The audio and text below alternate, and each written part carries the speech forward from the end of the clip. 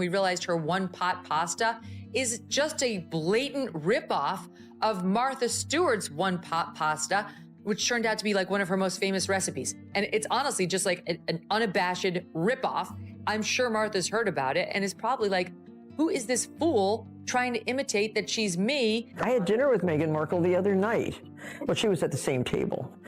So I can't say, she wasn't my guest. We were both guests at a dinner party in California. I'm sorry, Meghan. We believe Martha.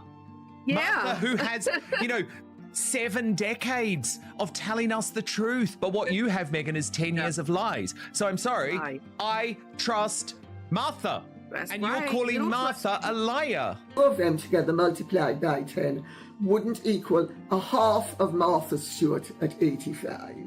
Martha Stewart has put Meghan Markle under a seriously unflattering spotlight, telling a major national magazine that Meghan had recently returned from seeing the royal family and that the visit became a talking point at a California dinner table.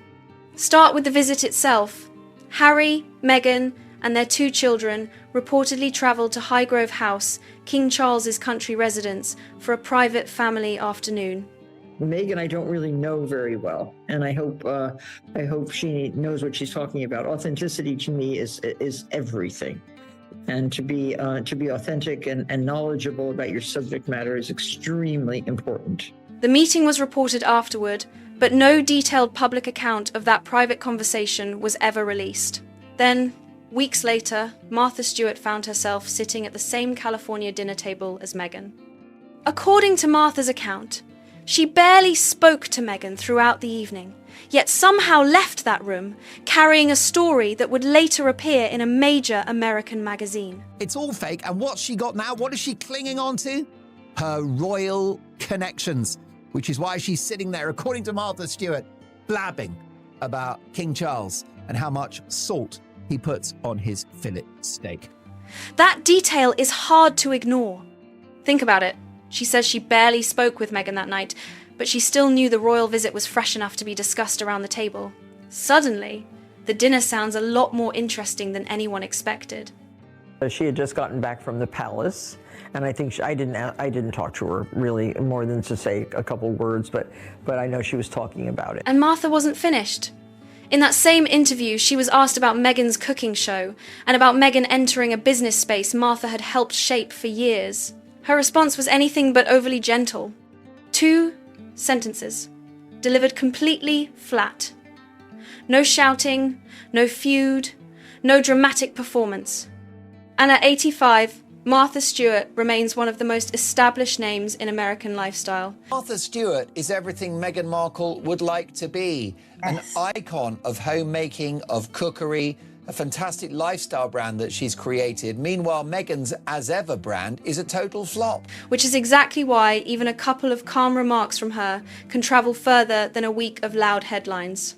Now, here's where much of the coverage went sideways. Nearly every channel turned the story into a catfight. The lifestyle queen versus the newcomer, 2 famous women supposedly fighting for the same kitchen spotlight. It's an easy storyline, but it misses the bigger picture, because Martha is not Meghan's rival in any meaningful sense. You're an actress. It's hard to then transition to a princess, and then from a princess into a homemaking guru on a television show. It doesn't sort of follow. So go from there. Martha has also been openly friendly with King Charles. She met him in New York, appeared with him publicly, and later posted warmly about the encounter. She clearly has respect for both the institution and the man behind it. She even praised Camilla, saying, "Camilla looks fabulous." So picture that dinner table again. Invented this thing of having the books, the shows, the magazine, the homeware range, the TV shows that all link up together. And frankly, all of these people who've come after her are imitating her. Meghan arrives in California after reportedly travelling to Gloucestershire to Highgrove House, the private country residence where the king is known for his interest in gardening. This was reportedly the first time in more than 4 years that Charles had seen his grandchildren. The meeting was described as quiet and carefully arranged, with no detailed account of the private conversation released afterward. Yet within weeks, the subject was reportedly circulating at a California dinner. Are you going with King Charles over? Let's Chuck. Oh, I love that. Look how cool you are. Not Charles, but Chuck. And he looks great, Charles. Yes, he does. Charles looks great, and Camilla looks fabulous. And at that table was someone with a direct connection to the king. Critics argue that royal proximity remains one of Meghan's strongest sources of public attention, and suddenly that subject had landed in a very unexpected room. Royal correspondent Tom Sykes focused on one striking detail. Martha reportedly exchanged barely a couple of words with Meghan. He wrote, "And yet still came away knowing the king's meeting was being discussed." Where it goes from here, it's strictly private. Will it remain private? And that will be the acid test for the Sussexes and their sort of relationship with the extended royal family. And then it reached print. That raises questions nobody in Montecito is likely eager to answer. Whose house was it? Which night did the dinner happen? Who else was sitting around that table? And how many of those guests had connections to journalists or the entertainment press? Then there is the question of where Martha chose to tell the story. The magazine has often been seen as friendly territory for the Sussexes, while a source described as someone connected to the dinner has pushed back strongly, calling Martha's account of the evening untrue. Meghan Markle, of course she's going to go around and say, hey, I was with the king.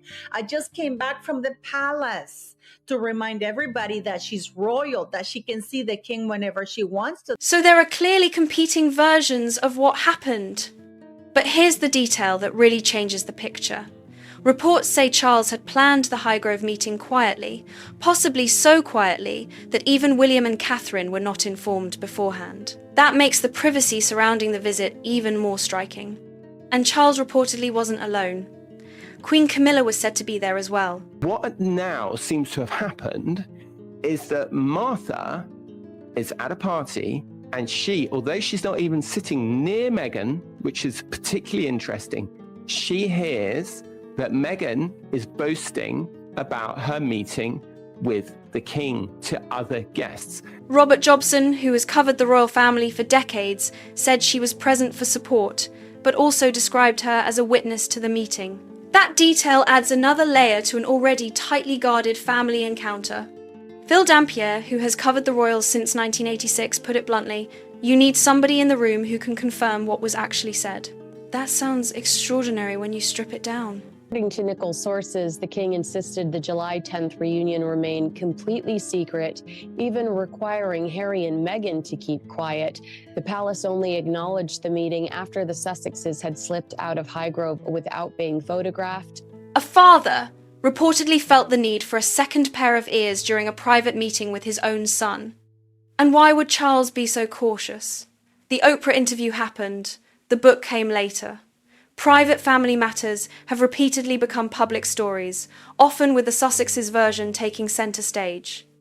The palace even developed its own language for the tension surrounding those leaks and public disclosures. This is where I think the whole thing, it feels slightly seedy in some ways, because, you know, they're having to do this cloak and dagger meeting between a father and a son because of both sides.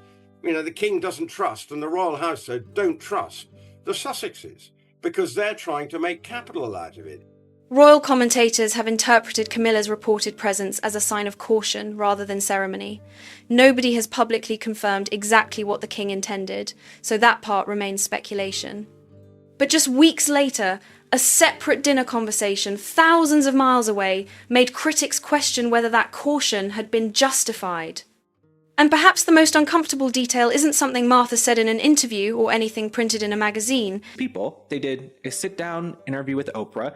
They've done multiple reality shows. Harry did Spare, where he wrote about his todger and what kind of cream he uses. So these folks who say they want privacy, basically, I'm just not buying it. It's the reported fact that Charles wanted someone else present during the meeting. That says something about how complicated the relationship had become. 6 years of headlines, interviews, documentaries, and competing accounts can take a serious toll on any family. The thing at stake is simple: trust. Now, go back to that California dinner, because one detail almost disappeared beneath all the noise. Meghan and Harry, because the whole point of this kind of ongoing peace process is that it is total omerta, right? Nobody is supposed to discuss it. Martha reportedly described exchanging only a couple of words with Meghan during the entire evening. Just a couple of words! Think about the contrast. Meghan is one of the most recognisable women in the world, with years of magazine covers, a major Netflix deal, and a globally watched royal wedding. Yet according to Martha's account, the two barely spoke that night. Not a snub. Not an argument. We should kowtow to these two little hucksters from Montecito. They have no power, they have no importance. She's traipsing around in jean booty shorts making Instagram videos. She's not even on the Kardashian level at this point. Just very little interaction at all. So what happens in a room where nobody seems especially interested in the royal connection? Critics have interpreted Martha's account as another example of Meghan's connection to King Charles becoming the part of the conversation that attracts attention, even when the focus is supposed to be somewhere else. And look at what reportedly travelled beyond that dinner. It wasn't the cooking show. It wasn't the jam. It wasn't one of the businesses Meghan has worked on over the past several years. And that is the point about Martha, isn't it? So whether you love her or whether you don't love her or whether you think that she's a criminal, whether you think this, what you cannot deny is that she is 100% authentic. The detail that apparently caught attention was her connection to her father-in-law, King Charles! That is where the criticism became sharper. Nobody is necessarily accusing Meghan of leaking a private document or breaking some formal rule. Instead, critics argue that the royal connection remains the one detail capable of instantly changing the temperature in a room. And if Martha's version is accurate, that connection became the story of the evening, not Meghan's own projects or accomplishments, but the royal visit she had reportedly just returned from. And once you notice that pattern, critics say you start seeing it everywhere. The dinner reportedly happened around the same time as Meghan's 45th birthday. She shared photographs herself, thanked people warmly, and then the public birthday tributes arrived from only a small number of people. Critics focused heavily on that. If her primary objective is attention on a daily basis, irrespective of what the attention is and what its effect is, then she is succeeding brilliantly.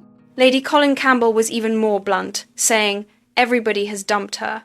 Phil Dampier has also pointed to the couple's repeated clashes with celebrities and public figures. But another detail drew attention. Reports claim that staff connected to Meghan's business were encouraged to post birthday messages for their boss. If accurate, critics saw that as an awkward contrast with the image of effortless celebrity support. Yet Harry is now beginning to feel he probably hasn't got many close friends over in America. He did have close friends over here, but it's well documented that he has he has shunned them and made it difficult for them many a time. 6 years ago, Meghan said she wanted to step away and be valued for herself, not simply for a title or her connection to the royal family. Critics now argue that the situation has turned in the opposite direction, claiming her public attention remains closely tied to the institution she left. Now go back to Martha's interview and notice something else. She reportedly never uses the word Duchess. What I think that Martha Stewart is talking about there is the insubstantiality of the edifice of Brand Sussex, right? It's just not convincing because we don't believe in it. Not once. She refers to Meghan plainly by name. That might sound like a tiny detail, but critics see the title as much more than decoration. They argue it remains a major part of the public identity and recognition surrounding Meghan, especially when the conversation shifts back toward the royal family. Strip the title away, and critics argue that what remains is a California-based lifestyle entrepreneur selling preserves, dried flowers, and other products. Lady Colin Campbell has repeatedly made a similar argument, pointing to how little time Meghan has actually spent in Sussex itself. What we're seeing today is just a trickle. No one really wants to acknowledge this. No one really wants to celebrate her. She's probably going to end up having to celebrate herself. And Martha was not the only person who left the title out. During that same week, on August 4, William and Catherine did not publicly acknowledge Meghan's birthday. Charles and Camilla did not either. That created a noticeable silence from both sides of the royal family. The official royal accounts, which regularly acknowledge major family milestones, also posted nothing publicly. Lady C raised the obvious question about that silence, and then offered her own answer, with very little sympathy.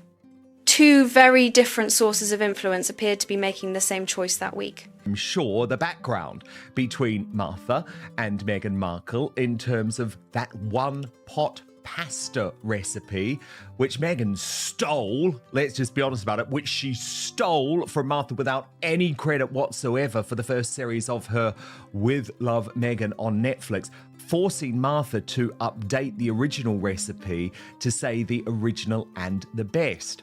An American lifestyle icon and members of the British royal family both avoided using Meghan's title publicly. Neither needed to raise their voice.